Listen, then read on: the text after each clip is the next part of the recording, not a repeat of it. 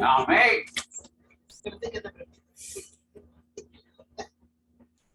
Yo edito, ¿no? Aleluya. ¿Ya? ¿Ya? ¿Estás listo? Ya está listo. Le damos gracias a Dios por estar esta noche aquí. Estamos estrenando espejuelitos. Si me ven un poco perdido con las letras, no se asusten, que los espejuelitos son nuevos. Ahora estaba escuchando a Luis ahí. Me llama la atención cómo a veces nos acomodamos como cristianos y no nos damos cuenta del privilegio que gozamos.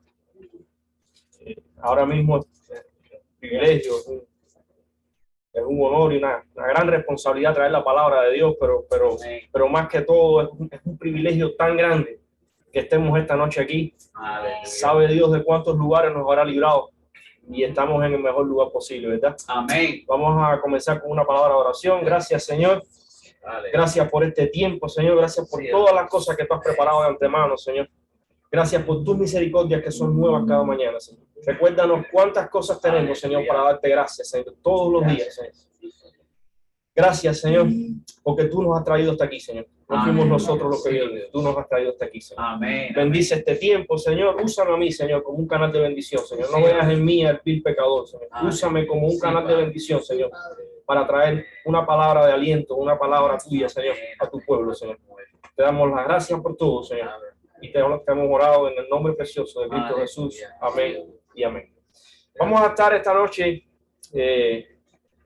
haciendo una especie de estudio, aunque por más que me esfuerzo, siempre que leo muchas veces un pasaje bíblico, encuentro algún que otro mensajito que me lo encuentro entre líneas.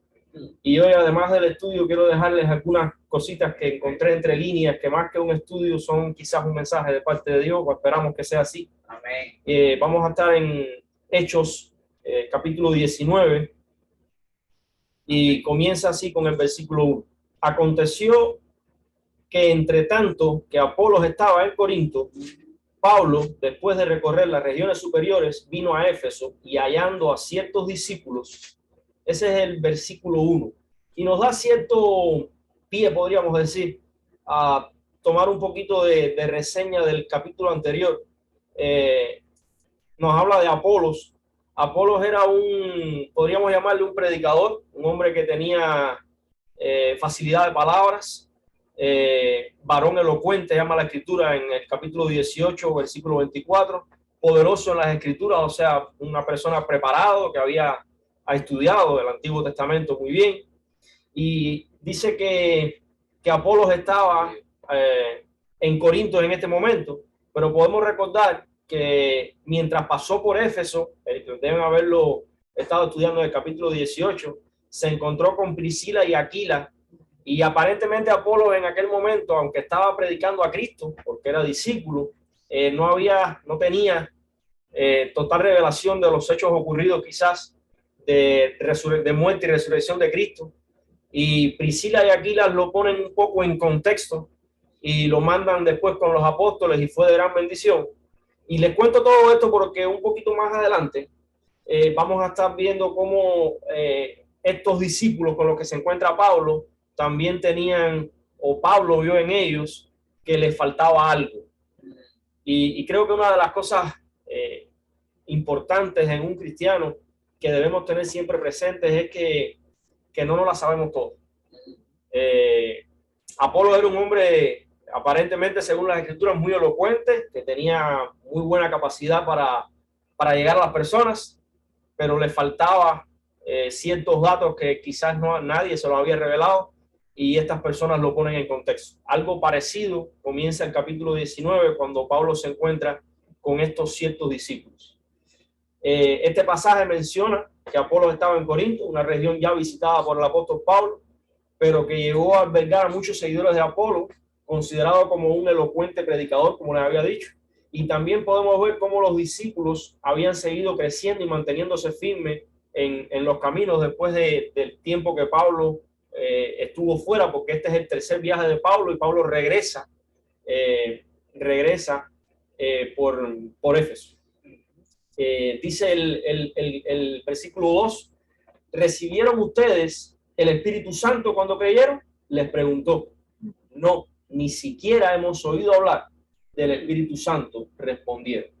Sabemos que estos hombres aparentemente eran discípulos, y cada vez que en el Nuevo Testamento se refiere a discípulos, se está refiriendo a seguidores de Cristo, a personas que conocieron el mensaje, que escucharon de Cristo y creyeron en Cristo. Sin embargo, aparentemente Pablo se inquieta o encuentra en ellos que había un déficit, faltaba algo, no conocían algo. Pablo, ciertamente inquieto, pregunta a estos nuevos discípulos cómo han sido instruidos, por lo que su pregunta hace alusión a recibir el Espíritu Santo como una experiencia que seguía a la fe de estos nuevos discípulos decían profesar. A lo que estos responden que ni siquiera han oído que existe o que hay Espíritu Santo. Probablemente estos no eran judíos, o quizás eran judíos que se habían mudado, que se habían ido de Jerusalén y no tuvieron la posibilidad de conocer lo que había pasado con Cristo. Quizás eran discípulos del mismo, o discípulos no, quizás habían escuchado el evangelio por Apolos antes que estuviese empapado completo en lo que estaba sucediendo, o quizás sencillamente eran seguidores del mensaje que había traído Juan el Bautista. Y Juan ciertamente anunciaba a Cristo, pero él no vio el final. Y esta gente se consideraban discípulos, habían aceptado a Jesucristo como su Señor, pero no tenían el episodio completo, por decirlo de alguna manera. Es interesante cómo el mismo apóstol, instructor de la iglesia, se preocupe por un evento que como creyentes todos deberíamos experimentar. Y no solo quedarse con el bautismo en agua de arrepentimiento, que era lo que hacía Juan el Bautista, sino ir un poco más allá. Dice el versículo 3, entonces, ¿qué bautismo recibieron? El bautismo de Juan.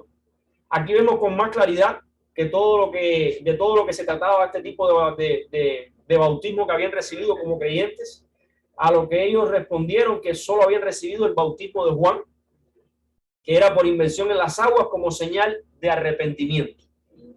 Esto diferencia claramente la experiencia de este bautismo con el bautismo por el Espíritu Santo, a punto de ser una experiencia quizás totalmente diferente. Y si bien el bautismo que nosotros hacemos sigue siendo en agua, es interesante, creo que quisiera que buscaran ahí Mateo 28, capítulo 19. No sé si Alberto lo tiene cerquita ahí.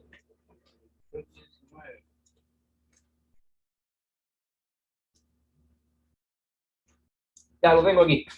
Dice Mateo 28, 19, por tanto, id y hacer discípulos a todas las naciones, bautizándolos en el nombre del Padre y del Hijo Amén. Y del Espíritu Santo. Amén. Este fue el mandato que nos dejó Cristo. Es lo que hacemos nosotros hoy en día, es lo que hicimos gracias a Dios hace una semana atrás. Es el bautismo de arrepentimiento y recibir el Espíritu Santo. Amén. Dice el versículo 4, Pablo les explicó, el bautismo de Juan no era más que un bautismo de arrepentimiento. Él le decía al pueblo que creyera en el que venía después de él, o sea, Jesús.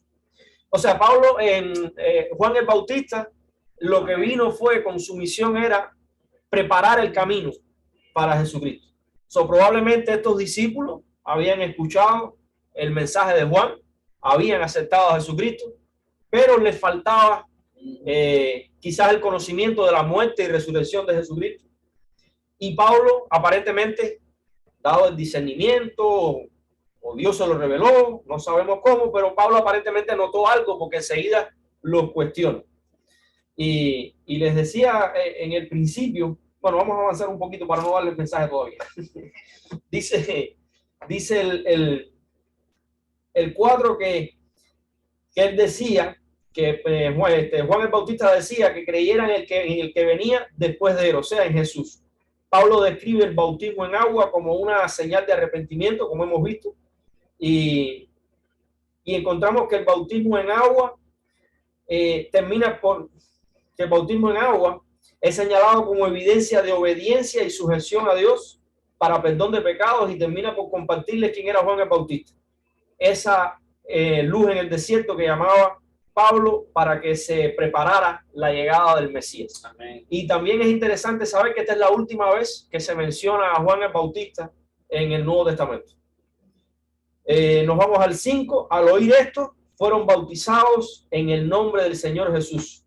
Al parecer, se bautizaron por inmersión de nuevo, o sea, volvieron a sumergirse en las aguas. Una práctica común entre los apóstoles en aquel tiempo, que lo podemos ver en el libro de los Hechos de los Apóstoles. En el 6 dice que cuando Pablo le impuso las manos, el Espíritu Santo vino sobre ellos y empezaron a hablar en lenguas y a profetizar. Luego se describe en este versículo la imposición de manos como una señal del nuevo bautismo en el Espíritu Santo, para que estos le recibieran, y fueron entonces que comenzaron a hablar en lenguas y a profetizar. El hablar en lenguas es un símbolo, una señal de que han recibido el nuevo bautismo, el bautismo en el Espíritu Santo, y que han sido llenos con el Espíritu Santo, que sería la palabra más adecuada para esto.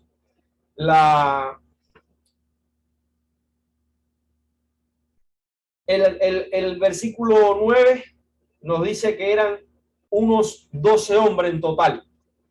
En este versículo nos da a conocer aproximadamente el número, porque no lo dice como si fuese preciso, o sea, eran aproximadamente 12 hombres los que recibieron el Espíritu Santo en aquel momento. Y es aquí donde quiero traerles el primer mensajito, un pequeño mensajito no pagado, podríamos decir.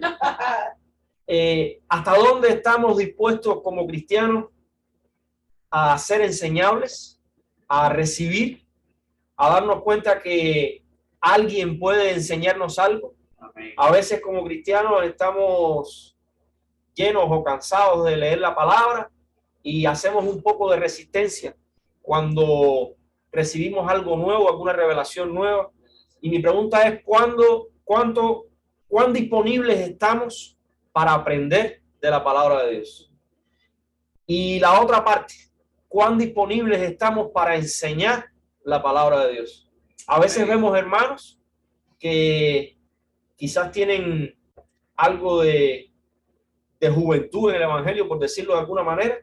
Sin embargo, nos cuesta trabajo acercarnos y enseñarles. Y otras muchas veces, cuando alguien se nos acerca y nos enseña algo, como que no nos gusta mucho. Y creo que una de las cosas más importantes en un cristiano es estar abiertos a la palabra de Dios. Amén. La palabra de Dios es majestuosa.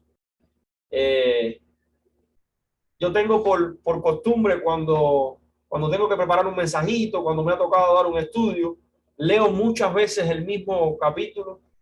La primera vez que uno lee un capítulo por primera vez, descubres algunas cositas. Cuando lo lees 3 veces, te das cuenta de cosas que no las habías visto. Esta vez cuando el pastor me dice que trajese el estudio del capítulo 19, yo rápidamente pensé, eso es fácil, yo me estudio el capítulito ahí y lo llevamos. Y cuando empecé a leer el capítulo, Dios ha estado trabajando bastante porque hay muchas cosas que están escritas aquí y que muchas veces las leemos y las leemos deprisa o sin prestar suficiente atención. Y cuando escudriñamos la palabra encontramos tantas cosas interesantes, tantas cosas que Dios dejó ahí escritas para que aprendiésemos, para que creciésemos. Y muchas veces nos creemos que ya no la sabemos todo.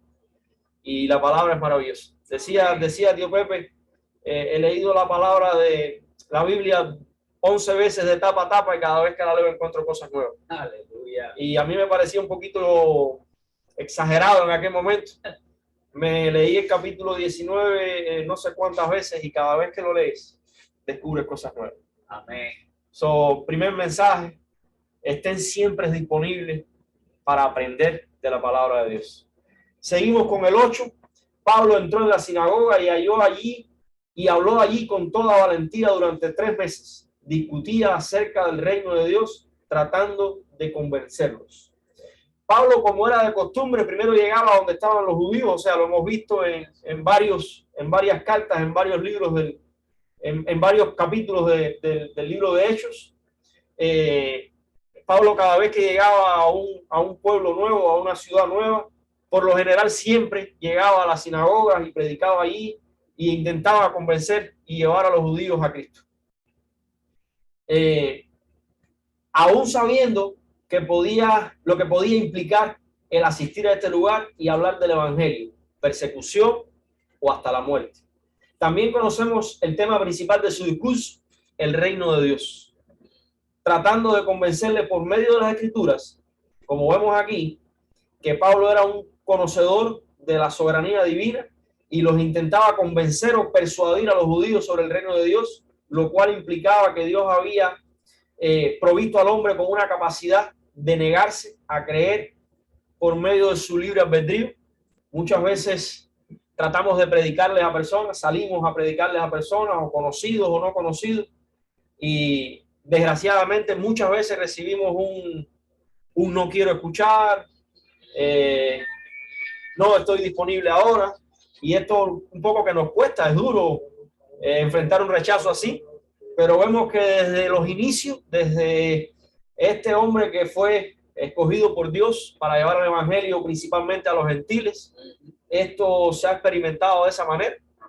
No todos son escogidos, pero es nuestra misión, es nuestro deber el llevarle la palabra a todos cuanto nos sea posible. Dice el 19:9, pero algunos se negaron obstinadamente a creer y ante la congregación hablaban mal del camino. Así que Pablo se alejó de ellos y formó un grupo aparte con los discípulos y a diario debatía en la escuela de Tirano. Es claro que ellos se negaron obstinadamente, o sea, no solo se negaron, sino que lo hicieron tercamente, podríamos decir, al punto de no tener argumentos, por lo que solo encontraron la difamación y la mentira como una forma de hablar mal del evangelio o del camino. Se refiere al camino como los cristianos que en aquel momento iban por los caminos predicando el evangelio.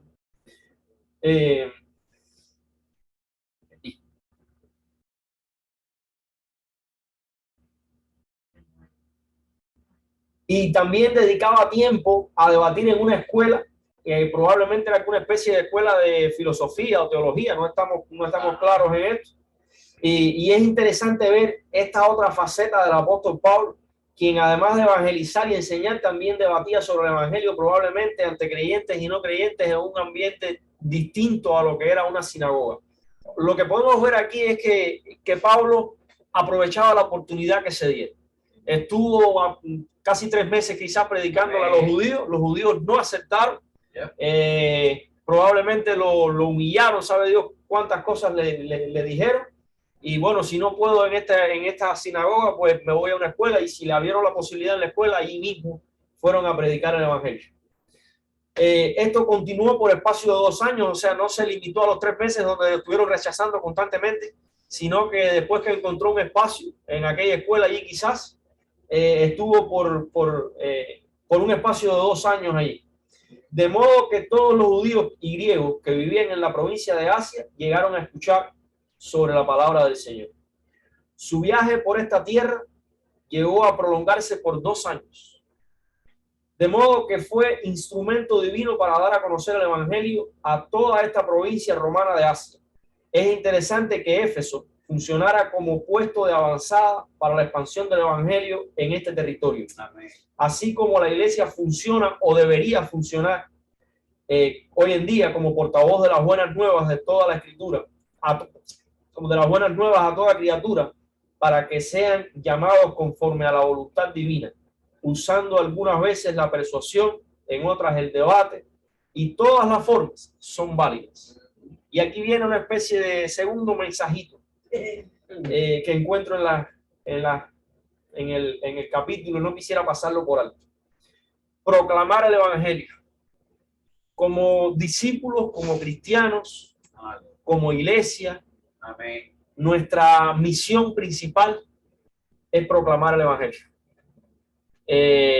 Desgraciadamente, muchas veces vamos a encontrar oposición, pero ese fue la orden directa de Jesucristo cuando partió de esta tierra, de ir por todo el mundo y predicar el evangelio a toda criatura. Nosotros no somos quien para hacer acepción de personas. Quizás no debemos ni escoger el lugar. A veces llegamos a lugares donde nos parece extraño haber llegado hasta allí, pero Dios tiene un plan perfecto para todo y lo único que podemos hacer es sembrar la semilla. Para nadie es un secreto que uno de los retos más grandes que tengo yo como cristiano es poder ir a cualquier lugar así y predicar el evangelio. Yo creo que por eso me mandaron a David. Encontrarse con personas, con valientes así, que salen todos los días a la calle a predicar el evangelio, nos recuerda nuestra misión en esta tierra. Dice el versículo 11, y Dios hacía milagros extraordinarios por medio de Pablo. Vemos con claridad cómo son descritos los milagros como hechos por Dios por medio de Pablo. Tan solo somos medios por los que la gracia de Dios se hace manifiesta a los hombres, sea sanidad, entendimiento, bendición o milagros. Es interesante, y lo vamos a ver un poquito más adelante, cómo Dios a través de Pablo hacía milagros. Incluso con pañuelos de Pablo lo llevaban a los enfermos y las personas se sanaban. Y yo creo que, estoy seguro que el poder no estaba en Pablo, el poder estaba en Jesucristo. En Pablo estaba la disponibilidad. ¿Y hasta dónde somos disponibles? ¿Hasta dónde estamos disponibles a llevar la misión de Cristo en esta tierra? Somos los pies, las manos y a veces la voz de Cristo en esta tierra. ¿Hasta dónde estamos disponibles para hacerlo? Dice el versículo 12, a tal grado que a los enfermos les llevaban pañuelos delante que habían tocado el cuerpo de Pablo y quedaban sanos de sus enfermedades y los espíritus malignos salían. Eso solo lo puede hacer el poder de Dios. Amén. Al parecer, lo sucedido aquí no había tenido precedentes, pues los milagros que se hicieron llegaron a un grado mayor de impresión ante el público.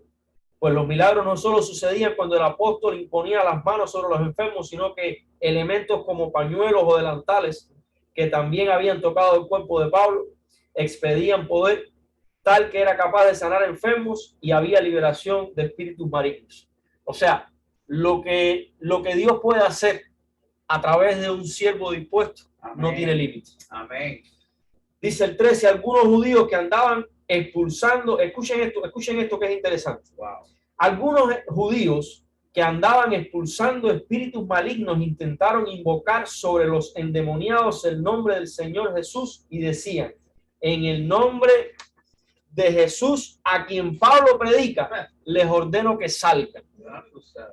Había tal conmoción en la región que algunos judíos quisieron imitar en los hechos del apóstol Pablo, intentando invocar el nombre de Jesús a algunos endemoniados. Sus palabras aclaran que ellos no conocían a Jesús, ni tampoco probablemente conocían a Pablo. Por lo cual lo que hacían era intentar de alguna manera liberar a los cautivos. La liberación no es algo que deba tomarse a la ligera, debe ser realizado por aquel a quien Dios ha llamado para tal ministerio, y aunque todos estamos llamados a liberar a los cautivos, hay quienes los liberan por medio de la predicación del evangelio y hay quienes necesitan ser tocados y hay quienes por medio de la oración también son libres. Todo ello por medio de la autoridad que como discípulos tenemos en Cristo. Amén. Todo esto lo podemos hacer en Cristo. Nada podemos hacer por nuestra propia fuerza, mucho menos imitar o como estos hombres que hablaban de Jesucristo y de Pablo, pero posiblemente no los conocían a ninguno de los dos. Esto lo hacían 7 hijos de un tal Exeba, que era uno de los jefes sacerdotes judíos. Quizás estas personas, como estaban en una posición de autoridad o como el padre había estado, no sé, en una posición de autoridad, creían que tenían autoridad espiritual, pero eso es algo que solo Cristo puede dar. Aunque no se nos describe si liberaron a algún endemoniado o no, se nos da a conocer que eran hijos de un jefe de un gran sacerdote judío, o quizás por ahí venía su confusión. Dice el 15, un día el espíritu maligno le replicó, conozco a Jesús y sé quién es Pablo, pero ustedes quiénes son. En medio de sus andanzas, por decirlo de alguna manera, imitando al apóstol, un espíritu le respondió que conocía a Jesús y a Pablo, pero no a ellos. El mundo espiritual tiene una particularidad.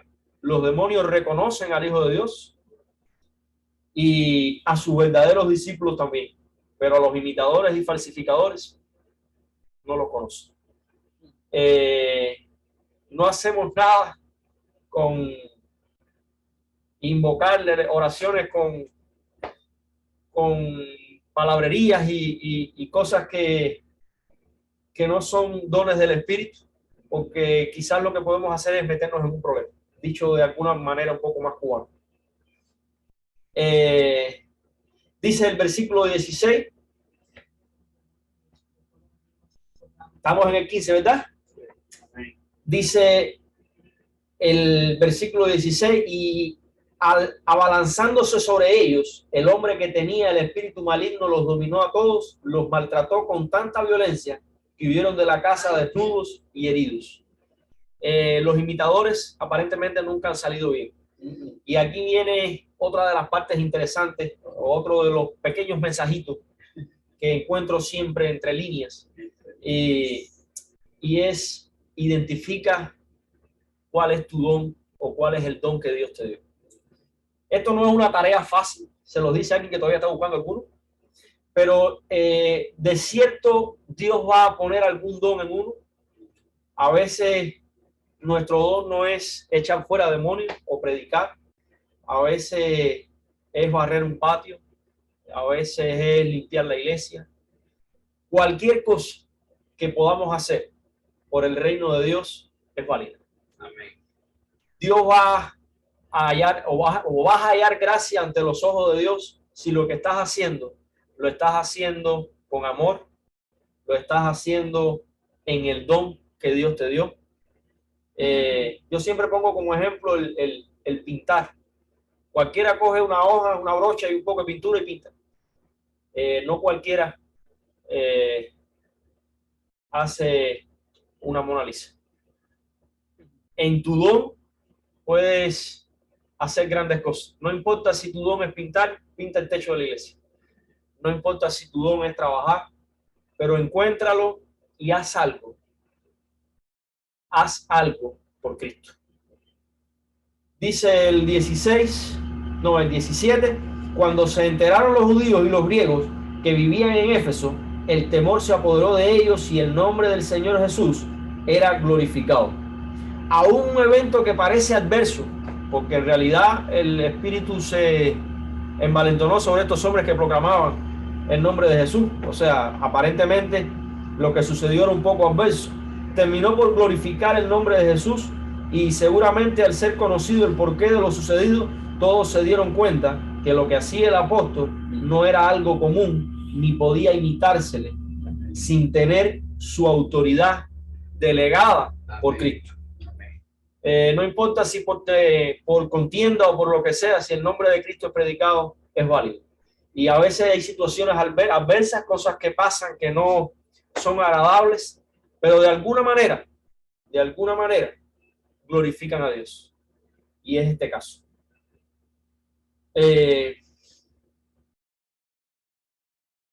Muchos de los que habían creído llegaban ahora y confesaban públicamente sus prácticas malvadas. El arrepentimiento que precedía la predicación era tal que los nuevos creyentes confesaban públicamente sus pecados en un acto de arrepentimiento genuino y en un testimonio para todos. O sea, las personas que estaban acercándose por una razón u otra, porque oyeron en la sinagoga o porque oyeron en la escuela, porque vieron a Pablo sanar a un enfermo, o porque vieron a este espíritu maligno que dominó a estos hombres que lo decían hacer en el nombre de Cristo, por la razón que fuera, reconocían a Cristo y venían arrepentidos a sus pies. Una vez más, nuestra misión es llevar el evangelio, convencer a las personas o acercarlos a Cristo. Eso es del Espíritu Santo. Así es. En un buen número, dice el 19, de los que practicaban la hechicería, juntaron sus libros en un montón y los quemaron delante de todos. cuando calcularon el precio de aquellos libros, resultó un total de 50,000 monedas de plata. Era evidente el cambio generado por el evangelio en aquel lugar, que hacía que los mismos hechiceros quemaran sus libros de brujería a la vista de todos. Esto debió llamar mucho la atención, pues el escritor describe aún el valor de estos libros que fueron quemados. Evidentemente, había en el pueblo una conmoción enorme cuando se hacían estas cosas públicas, y todo el pueblo, todo Éfeso quizás, oyó la palabra del Señor.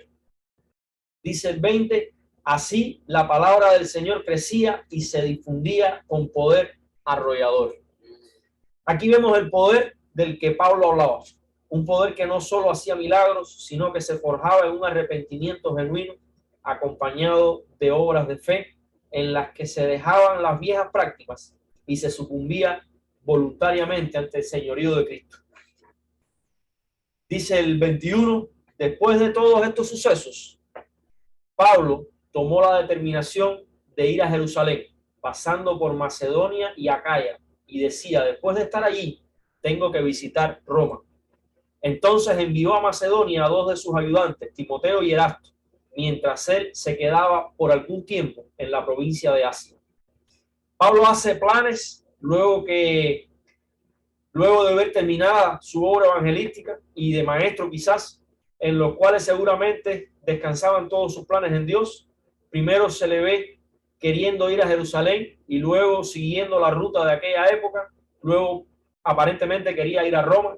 Mientras tanto, envía exploradores a Macedonia, 2 de sus discípulos, Timoteo y Erasto, en quienes seguramente confiaba y sabrían informarle de muchos de los datos importantes del crecimiento de la iglesia. Vamos a dejarlo hasta el 22. La semana que viene llegamos hasta el final. Solo 3 cositas. 1, disponibilidad. 2, identifica tu don y úsalo. Y el número 3 se metió.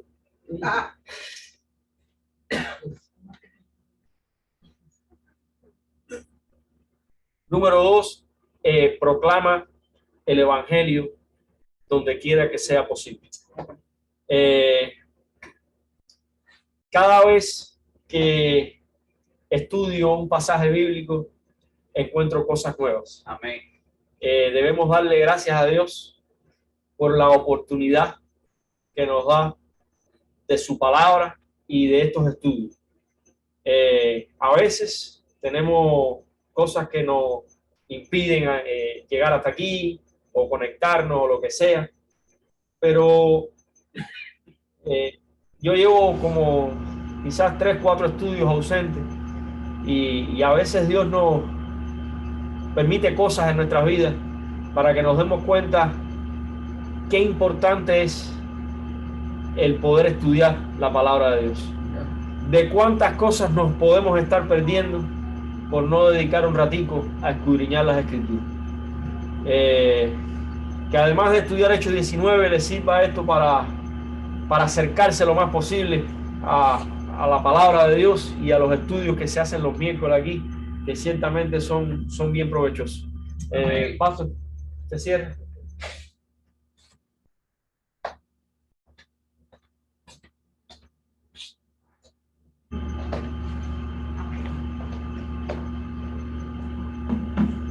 Déjenme apagar aquí. Okay. No sé cómo apagar el recording. Okay.